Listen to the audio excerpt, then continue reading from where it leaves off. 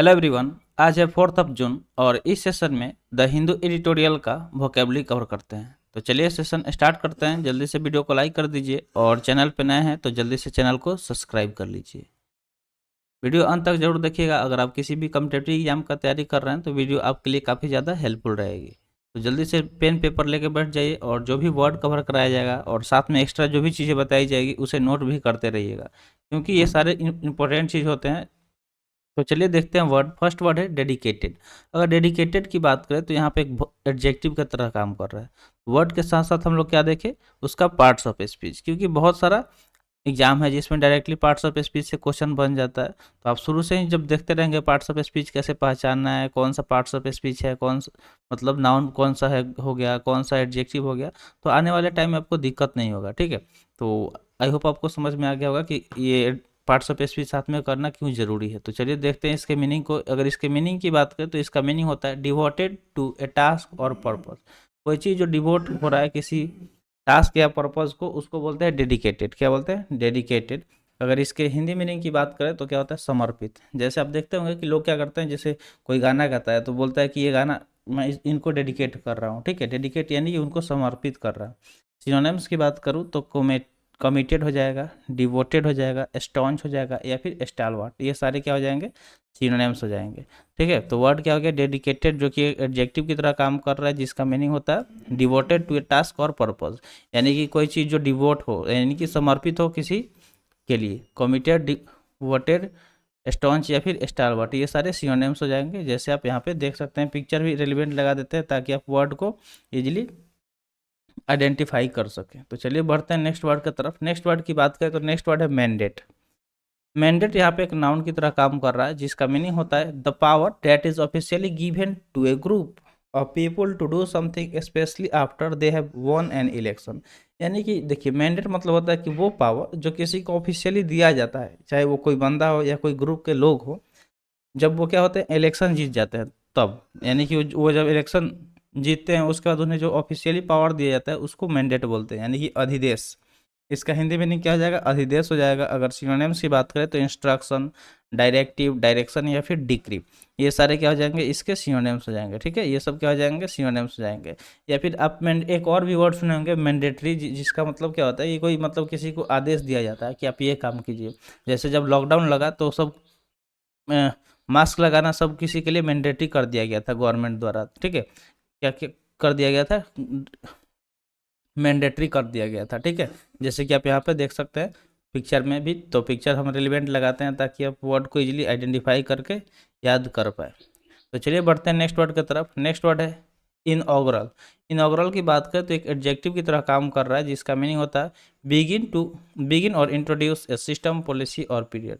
यानी कि कोई एक सिस्टम हो गया, ठीक है, या पॉलिसी हो गया या फिर कोई पीरियड जिसका शुरुआत हो रहा हो, ठीक है, या फिर उसे इंट्रोड्यूस कराया जा रहा हो, उसको बोलते हैं इनॉग्रल। मतलब देखिए, इनॉग्रल मतलब होता है अभिषेक करना।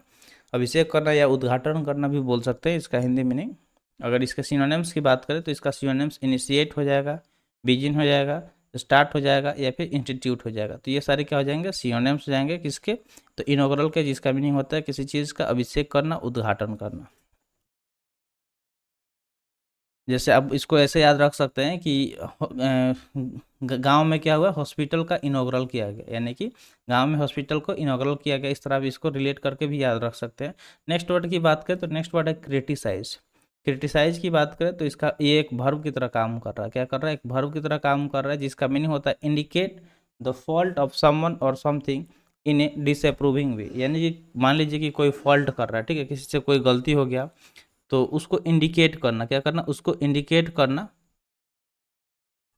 डिसअप्रूविंग वे में, तो उसको बोलते हैं क्रिटिसाइज। क्रिटिसाइज मतलब होता है किसी की आलोचना करना, किसी के बारे में भला बुरा करना। मान लीजिए किसी से कोई गलती हो जाता है तो बहुत सारे लोग आपको मिल जाएंगे जो क्या, बहुत सारे लोग जो उनको प्रोत्साहित करते हैं कि अच्छा गलती हो गई, कोई नहीं, अगले टाइम से मत करना, ठीक है, अगले टाइम से सुधार लेना। और बहुत सारे लोग हैं कि एक गलती हो जाने पे उसके 100 अच्छाइयों को लोग भूल जाते हैं और उसकी प्रताड़ना करते हैं, उसको क्रिटिसाइज करते हैं। सिनोनिम्स की बात करें तो ब्लेम, ब्लास्ट, कास्टिगेट या फिर सेंसियोर हो जाएगा। ठीक है, ब्लेम हो गया, ब्लास्ट हो गया, कास्टिगेट हो गया, फिर सेंसियोर, ये सारे क्या हो जाएंगे? सिनोनिम्स हो जाएंगे। किसके? तो क्रिटिसाइज के, जिसका मीनिंग होता है आलोचना करना, किसी का निंदा करना या फिर उसको भला बुरा करना। जैसे आप यहाँ पे देख सकते हैं कि ये मान लीजिए कि कोई एम्प्लॉई है जो बैठा हुआ है और उसका बॉस अचानक आ गया कोई लेके उसका गलती और उस पर चिल्ला रहा है, उसकी निंदा कर रहा है। नेक्स्ट वर्ड की बात करें तो नेक्स्ट वर्ड है कैंपियन। कैंपियन यहाँ पे एक नाउन की तरह काम कर रहा है, ठीक है। ये नाउन की तरह काम कर रहा है जिसका मीनिंग होता है a plan to do a number of things in order to achieve a special aim. यानी कि मान लीजिए कि कोई एक खास तरह का एम है जिसको प्राप्त करने के लिए, अचीव करने के लिए जो हम लोग प्लान करते हैं अलग अलग चीज़ें, उसको बोलते हैं कैंपियन। उसको क्या बोलते हैं? कैंपियन बोलते हैं, जिसका मीनिंग होता है अभियान। क्या होता है? अभियान। अगर इसके सिनोनिम्स की बात करें तो सिनोनिम्स क्रूसेड, ड्राइव, पुश या फिर एफर्ट हो जाएगा, ठीक है। ड्राइव, पुश, एफर्ट, क्रूसेड ये सारे सिनोनिम्स हो जाएंगे कैंपियन के, जिसका मीनिंग क्या होता है? अभियान। तो आप कैंपियन को रैन से याद रख सकते हैं, ठीक है, या फिर रीजन से, कि रीजन मतलब रीजन में कैंपियन शुरू किया गया, ठीक है। इस तरह आप इसको याद रख सकते हैं। अब बढ़ते हैं आगे। तो चलिए यहाँ पे होमवर्क का हम लोग बात कर लेते हैं। तो होमवर्क से पहले आप अपने गोल को कमेंट सेक्शन में कमेंट कीजिए कि आपका गोल क्या है, आप किस चीज़ की प्रिपरेशन कर रहे हैं, ठीक है। और उसके बाद से होमवर्क में आपको यही करना है कि जो भी वर्ड यहाँ पे कवर कराया जा रहा है कोशिश कीजिए उससे सेंटेंस बनाने का। अगर आप उससे सेंटेंस बनाते हैं तो उसे कमेंट सेक्शन में कमेंट भी करना है, ठीक है। उसे कमेंट सेक्शन में क्या करना है? कमेंट करना है। तो ये काम आप जरूर कीजिएगा। अगर आप सेंटेंस नहीं बनाते हैं, आप शुरू से देख रहे हैं, अभी फर्स्ट टाइम देख रहे हैं या मतलब 2-3 दिन से देख रहे हैं, सोच नहीं पा रहे उतना, तो आप नेट का हेल्प ले लीजिए। अदरवाइज आप डायरेक्टली वर्ड को ही लिखना शुरू कीजिए, ठीक है। वर्ड उसका हिंदी मीनिंग, ताकि इससे क्या होगा कि आपको काफ़ी ज़्यादा बेनिफिट होगा। आप वर्ड को यहाँ पे एज ए रिवाइज कर सकते हैं लिख लिख के, और आसानी से आपको याद भी हो जाएगा।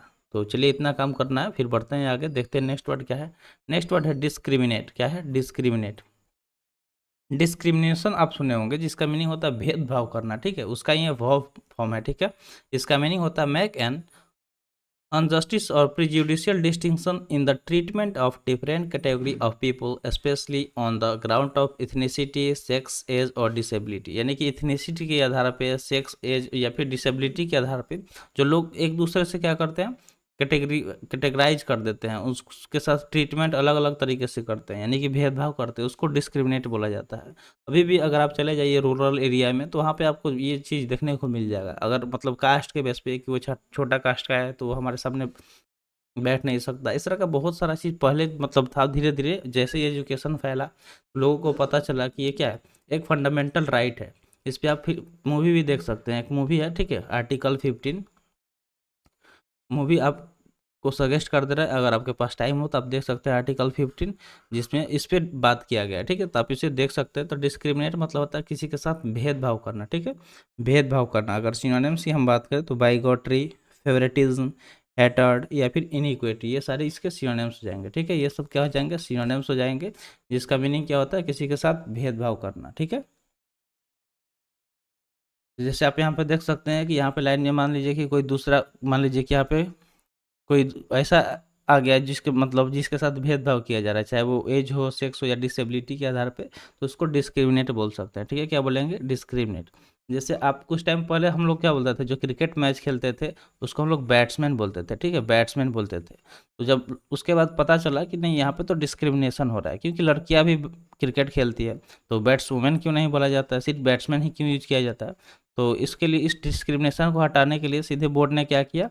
बैटर बोलना शुरू कर दिया, ताकि ये वर्ड कॉमन हो गया दोनों के लिए। ना तो बैट्समैन से मैन वाले दुखी हो, सॉरी वुमेन वाले दुखी होंगे, ना बैट्समैन से मैन वाले दुखी होंगे। तो डायरेक्ट एक कॉमन वर्ड यूज किया गया। तो यहाँ पे डिस्क्रिमिनेशन के लिए ये सारा चीज़ करना पड़ा, ठीक है। तो आप समझ गए होंगे डिस्क्रिमिनेशन मतलब क्या होता है। तो वही डिस्क्रिमिनेशन मतलब क्या हुआ? भेदभाव करना। तो किसी के साथ भेदभाव नहीं होना चाहिए, इसके लिए क्या है, हमारे संविधान में फंडामेंटल राइट भी है। अगला वर्ड दिया गया एनार्की, जो कि एक नाउन की तरह काम कर रहा है, ठीक है। एनार्की एक नाउन की तरह काम कर रहा है, जिसका मीनिंग होगा a state of disorder due to absence of non recognition of authority और अदर कंट्रोलिंग सिस्टम।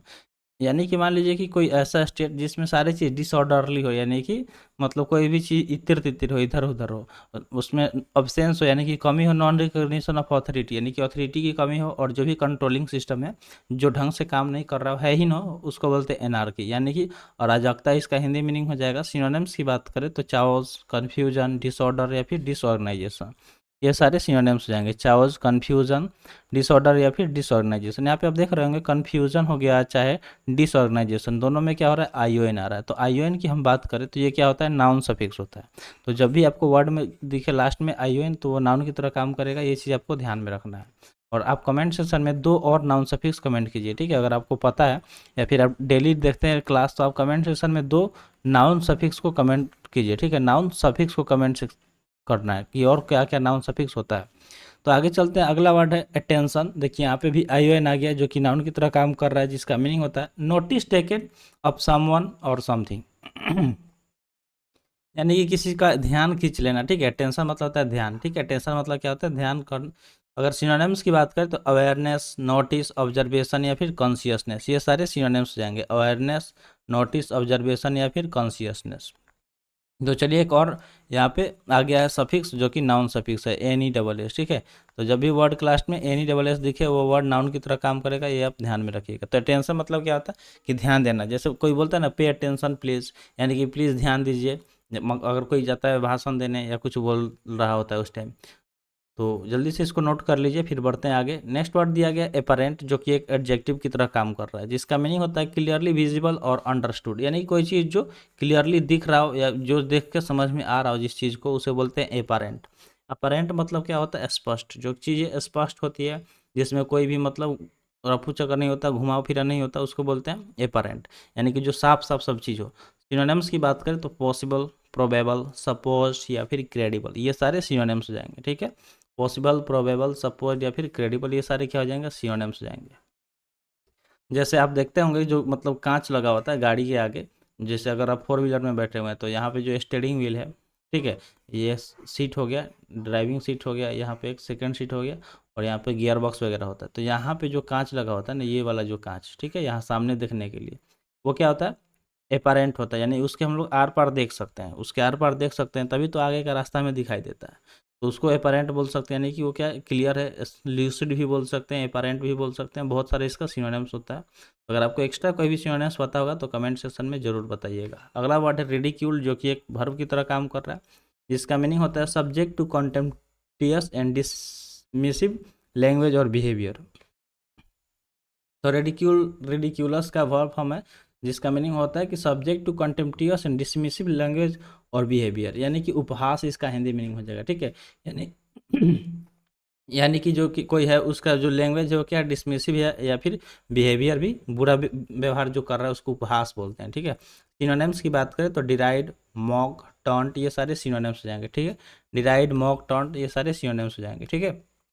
जैसे आप देखते होंगे कि कोई ऐसा बंदा है जो मतलब क्या होता है, उसके लैंग्वेज भी सही नहीं होता है, वो ढंग से बात करने भी नहीं आता है किसी से, वो किसी को भी कुछ बोल देता है, उसको रेडिक्यूल बोलेंगे। क्या बोलेंगे, रेडिक्यूल। तो आज के लिए इतना ही। अब चलिए अनअकैडमी के बारे में डिस्कस कर लेते हैं। तो अनअकैडमी एक ऐसा प्लेटफॉर्म है जो तैयारी कराता है वेरियस कॉम्पिटिटिव एग्जाम का। अगर आप तैयारी करना चाहते हैं किसी भी कॉम्पिटिटिव एग्जाम का, तो आप यहाँ से सब्सक्रिप्शन लेके सही मैनर में तैयारी कर सकते हैं एक्सपीरियंस टीचर के साथ। तो आपको करना ये है कि आपको अपना गोल सेलेक्ट कर लेना है, फिर जब आपसे रेफरल कोड पूछा जाए तो वहाँ पे +FP175 अप्लाई कीजिएगा, तो आपको मैक्सिमम डिस्काउंट भी मिल जाएगा। तो आज के लिए इतना ही। आज का वीडियो यहीं पे समाप्त हुआ।